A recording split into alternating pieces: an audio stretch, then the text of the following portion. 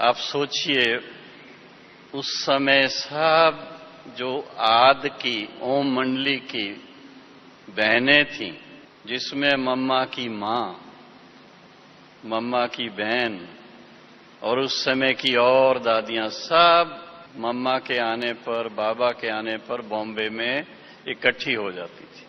तो इतने फरिश्ते इकट्ठे हो जाएं तो हम लोगों को कितना लाभ मिलेगा, जैसे कुंभ मेला लग जाता था। अब इसके बाद फिर सेवा की और बातें हैं।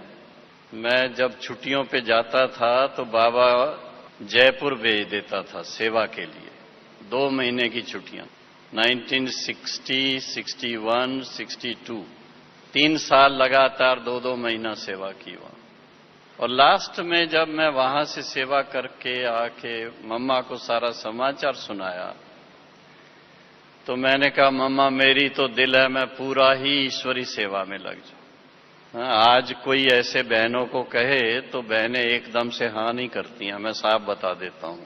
और मम्मा को इतना इस बच्चे पर प्यार रहा, मम्मा ने कहा ये तो बहुत अच्छी बात है। मनुष्य को जीवन में क्या चाहिए? खाने को 2 रोटी चाहिए, पहनने को 2 जोड़ी कपड़ा चाहिए। वो तो यज्ञ से प्रबंध हो सकता है, भले पूरी सेवा में लग जाओ। उस दिन से मेरे दिमाग में वो जो मम्मा ने बीज डाला तो बुद्धि चलने लगी कि मेरा जो हिसाब किताब मैंने खुद बनाया हुआ उसको कैसे खत्म करूं। और वो मैंने धीरे धीरे करके सब पूरा किया। और सन 63 में, 1963 में लौकिक जो कारोबार थी, इंडियन नेवी में जॉब था, उससे छुट्टी मिल गई। वो फिर अपनी कहानी है। छुट्टी लेने के टाइम पर कैसे बाबा की मदद मिली, योग बल कितना यूज हुआ, वो सब बातें अलग हैं। लेकिन मम्मा ने अगर ये संकल्प नहीं दिया होता तो शायद मैं इतना उमंग में नहीं आता। आज मेरा यहां बैठना, उसका श्रेय न सिर्फ बाबा को जाता है बल्कि मम्मा को भी उतना ही जाता है।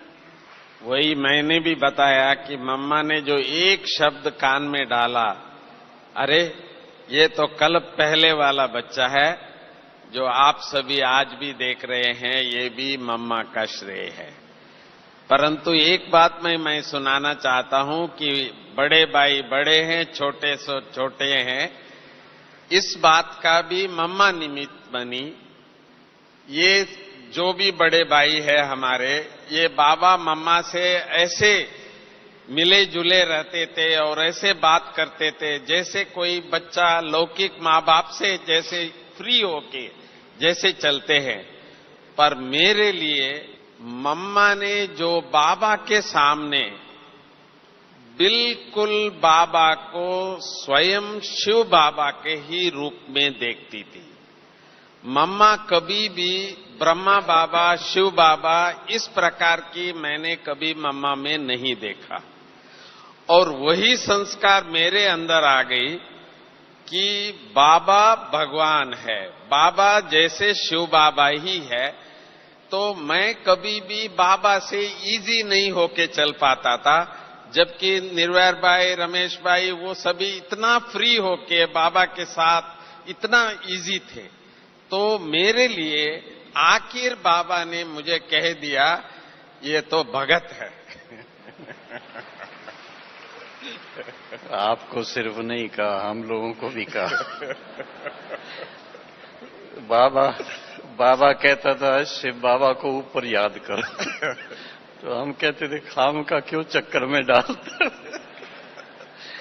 तो तब ये शब्द निकाले बाबा ने कि तुम भगत हो जैसे। हमने कहा भगत भी ठीक है, इसमें क्या हुआ, आपके तो इतने नजदीक। खैर, इसके बाद की कुछ 2-3 बातें हैं। और एक तो बॉम्बे में सन 64 में पोप पॉल दी 6th, सुना है नाम आपने? पोप पॉल दी 6th, उनके आने का प्रोग्राम था। और मम्मा उस समय बॉम्बे में थी, माना उस समय नहीं, उससे पहले थी। और विश्व किशोर दादा भी वहां थे। तो बाबा ने न्यूज़पेपर में पढ़ा और बाबा ने एक रफ टेलीग्राम बना करके मम्मा को भेजी कि इसको रिफाइन करके और वहां से बॉम्बे से ये टेलीग्राम पोप पॉल को भेजनी है। और वो विश्व किशोर दादा, मम्मा, मेरे को भी पास बिठा लिया। रात को लगभग मेरा ख्याल है 11:30 बज गए उसको फेयर करते हुए, फाइनल करते हुए। और विश्व किशोर दादा ने सारी टाइप की, 1 पेज का वो टेलीग्राम था जिसका सार यही था, यानी इतनी अथॉरिटी से मम्मा की तरफ से वो टेलीग्राम गई थी। नहीं तो पोप के लिए लोग क्या कहते हैं वो आप जानते हो, कितनी रिस्पेक्ट, कितना उनके लिए झुकते हैं, कितना उनको मान देते हैं। तो बाबा की तरफ से जो टेलीग्राम आई थी उसमें बहुत अच्छे शब्दों में कि भारत में आपका स्वागत है, भारत परमात्मा की अवतरण भूमि है और इस समय परमात्मा का अवतरण हो चुका हुआ है, जो इस समय अपने विश्व के सभी आत्माओं को, बच्चों को पवित्रता, सुख और शांति संपन्न, मुक्ति और जीवन मुक्ति का वरदान देने के लिए आए हुए हैं। आप भी भारत में आ रहे हैं तो आप भी वो वरदान प्राप्त कर सकते हैं। इस तरह का टेलीग्राम उनको गया।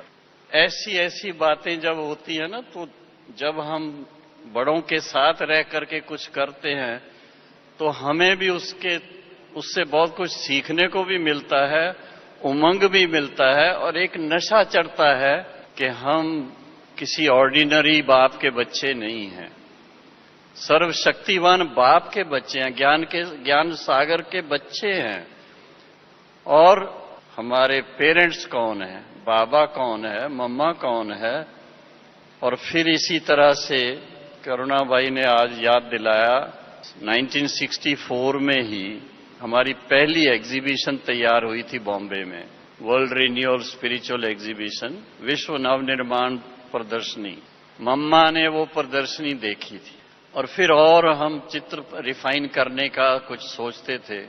तो कोलाबा सेंटर से मम्मा को रमेश भाई अपने साथ, जहां मम्मा ठहरी हुई थी वहां ले जा रहे थे, रमेश भाई के घर के पास।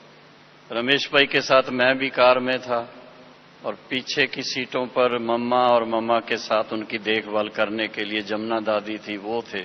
तो रास्ते में एक एडवर्टाइजमेंट आई, जैसे ऑरेंज ड्रिंक हो, बोतल से वो ग्लास में आके भरती थी, नियॉन साइन था वो। जब ग्लास भर जाता था तो वो बोतल खाली हो जाती थी, फिर से वो रिपीट होती थी।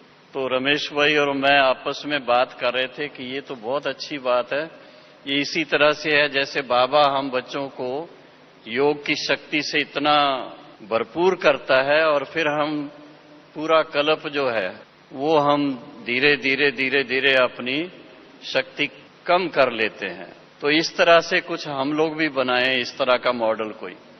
उसके बाद वो बैटरी चार्जिंग वाला मॉडल बना था। तो हमने जब देखा और आपस में बात कर रहे थे तो मैंने कहा, मम्मा आपने देखा वो सामने, इतना अच्छा ये एडवर्टाइजमेंट था। अब मम्मा ने तो ऐसी बात कही कि मेरे पांव के नीचे से धरती निकल जाए, ऐसी बात। आपको आश्चर्य होगा सुन करके।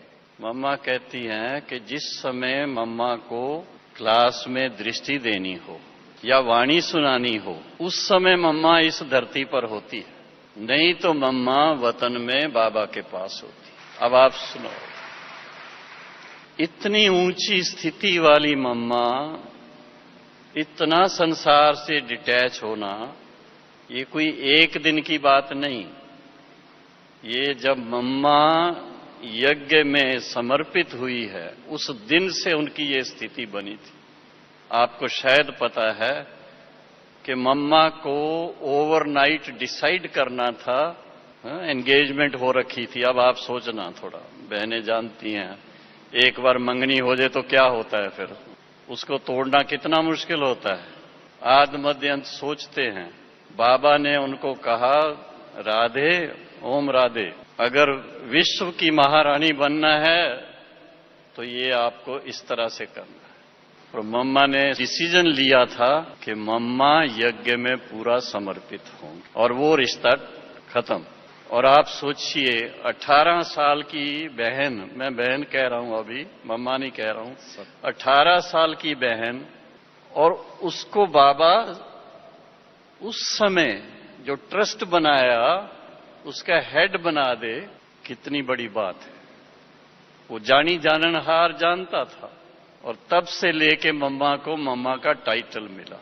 और मम्मा ने फिर अपना पार्ट जिस तरह से बजाया, जो एक आइडियल, एक आदर्श ब्रह्मा कुमारी होनी चाहिए, आदर्श मां होनी चाहिए, आदर्श शिक्षिका होनी चाहिए, वो प्रैक्टिकल मम्मा ने अपने जीवन में करके दिखाया। और आज का दिन खास हम सबके लिए ये बड़ा ही उमंग का दिन होता है कि मम्मा अपनी संपूर्ण स्थिति को प्राप्त करके 1965 में आज के दिन संपूर्ण हो गई। भले उम्र उनकी उतनी ज्यादा नहीं थी उस समय, मेरा ख्याल है 47 थी, 47, लेकिन 47 ईयर्स में भी कितना कार्य किया उन्होंने। और सबसे बड़ी बात तो ये है, बहनें सब जानती हैं, एक घर में 4 बहनें भी इकट्ठी रहना मुश्किल होता है मुश्किल या नहीं, लेकिन मम्मा ने 350, भाई कम थे, अधिकतर बहनें, छोटी उम्र वाली भी, बड़ी उम्र वाली भी, माताएं भी, सबको इतना प्यार से, ज्ञान से योग युक्त होकर के ऐसा बाबा के गले लगा के सबको रखा, जो सभी ने दिल से मम्मा को स्वीकार किया। सचमुच ये न सिर्फ हमारी मम्मा है, सारे विश्व की मम्मा है, विश्व की मां है। ओम शांति।